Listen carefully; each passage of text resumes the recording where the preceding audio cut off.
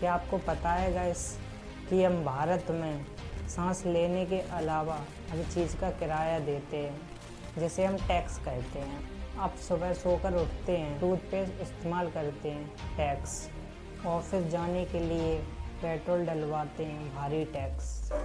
और महीने के आखिरी में जो सैलरी आती है उसमें से सरकार अपना पहले ही टैक्स काट लेती है। पर बदले में हमें क्या मिलता है? सरकार को टैक्स तो बिल्कुल टाइम पे चाहिए। एक दिन की देरी हुई तो जुर्माना तय है, लेकिन जब हमारी बारी आती है तो हमें क्या मिलता है?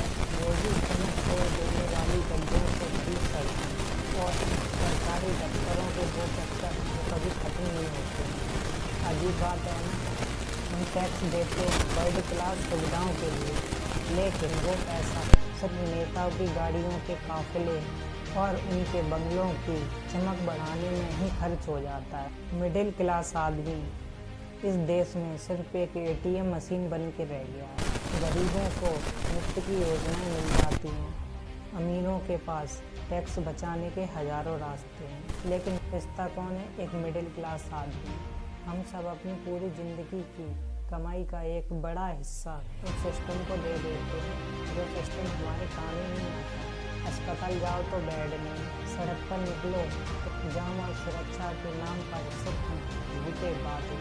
भ्रष्टाचार की दीमक इस कदर जड़ों में घुस चुकी है कि अब उम्मीद करना भी बेमानी सी लगती है। जनता का पैसा, जनता की मेहनत, ऐस किसका ये हम भी जानते हैं, आप भी जानते हैं। अगली बार जब टैक्स भरें तो अपने आसपास की टूटी हुई सड़कों को जरूर देखिए। आपको समझ आ जाएगा कि हमारी मेहनत की कमाई का पैसा कहाँ डंप हो रहा है। इस बात को सोचिएगा जरूर।